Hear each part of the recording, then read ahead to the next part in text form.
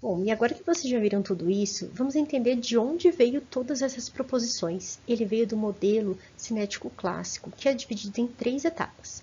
A primeira, ela diz que precisa existir uma molécula ativada. Essa molécula ativada, ela é ativada através de choques entre moléculas, que passa energia cinética de uma para outra e ela fica ativada. Ele é um componente intermediário também, que a gente vai ter que escrever uma reação de pseudoequilíbrio. Então, eu já vou escrever qual vai ser a velocidade de formação desse composto nessa reação, que vai ser K1, que é o K1 que a gente tem aqui, vezes concentração de A ao quadrado, porque a gente tem 2 As. Na segunda etapa, o que ela diz? Que há uma desativação dessas moléculas. Parte dessas moléculas, elas não têm energia suficiente para se transformar em produto. Então, o que acontece? Elas voltam a ser reagente de novo. Então, eu tenho a reação direta e aqui a reação reversa. E agora, ele é um reagente. A velocidade de formação dele é K2 vezes a concentração desse composto ativado, mas a hora que eu for somar eu preciso colocar o sinal negativo, porque agora ele é um reagente. E no último passo, ele considera aquelas moléculas ativadas que conseguiram passar para se tornar um produto. Então, esse composto ativado está formando uma outra reação onde ele conseguiu ser um produto, mas como ele é reagente, ele também precisa ter o sinal negativo ali. Como é que a gente determina a taxa de reação de formação de um produto? Ela é aquela nossa última reação. Só que agora o produto, que é o produto S, ele tem o sinal positivo porque ele é um produto. Eu não posso ter esse A estrela, né, que a gente chama que é esse composto ativado, ali porque ele não faz parte. Então, eu vou escrever as velocidades para esse componente igual a zero. Então, a gente tinha escrito, ó, a primeira ele é um produto e na segunda e na terceira ele é um reagente, por isso o sinal negativo, igual a zero. Isolo essa concentração e substituo na minha velocidade final. Isso foi mais ou menos igual ao que a gente obteve anteriormente, lembra? Então, agora vamos analisar um pouquinho essa equação. Vamos supor que a gente tenha a concentração de A muito pequena. Então, a multiplicação de K2 vezes A vai ser muito menor do que K3. E a gente consegue simplificar essa equação. Vamos simplificar ainda mais ainda. E aí, a gente tem essa equação simples. A gente tem uma reação de segunda ordem simples. E quando a gente tem a concentração de A muito grande, o que vai acontecer? Quer dizer que esse valor é muito maior do que o K3. Deixa eu mostrar no pointer. Esse valor aqui é muito maior do que o K3. O que vai acontecer? Eu posso cancelar o K3. Então, eu vou substituir aqui na minha reação.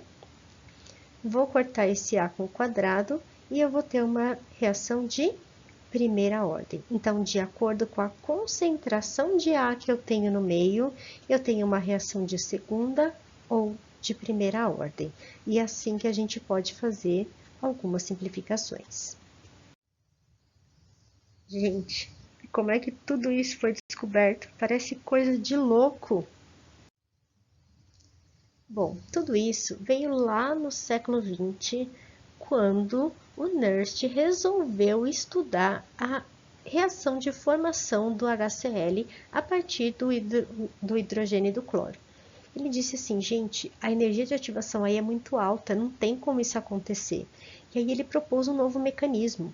O que ele propôs nesse mecanismo? Que 2 cloros iriam se chocar, que ele iria formar um radical, e esse radical ele era ativado, então ele ia conseguir promover uma reação. O início para essa reação acontecer, eu precisava ter esse radical.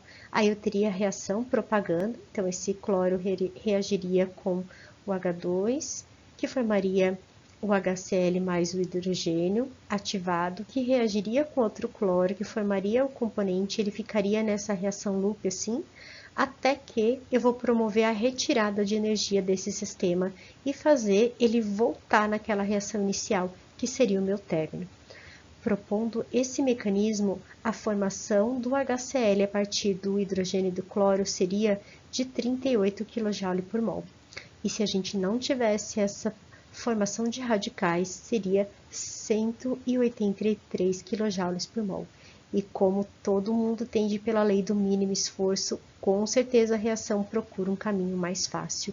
E aí que ele conseguiu explicar a formação através de um mecanismo de reação.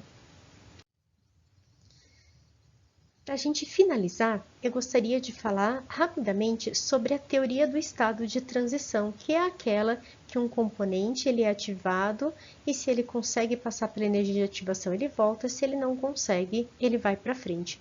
Gostaria só de frisar porque é muito importante para o modelo cinético que a gente tem. Então a gente vai ter aqui o choque entre moléculas que vão formar um complexo ativado. Aquele complexo ativado que conseguir passar por essa energia de ativação aqui, ó, ele forma produtos.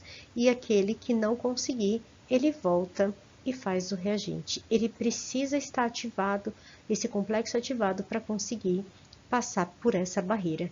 Acho que fica mais claro a gente mostrar assim pelo gráfico. Mas existe um fator importante aqui. Muita atenção, gente, que não basta eles se chocarem aleatoriamente. A colisão precisa ser efetiva. A gente vai falar isso em outra aula, mas eu já quero trazer aqui porque isso é importante para já ficar linkado ao que a gente falou. Não adianta ele se chocar dessa maneira, como a gente está vendo aqui embaixo. Ele precisa se chocar de uma maneira eficaz. Aí sim a gente tem a formação de produto. Senão, ele volta para a sua condição inicial. Sei que a aula foi longa, mas eu tenho certeza que vocês aprenderam muito e na sala a gente faz exercício, tá bom? Até mais tarde.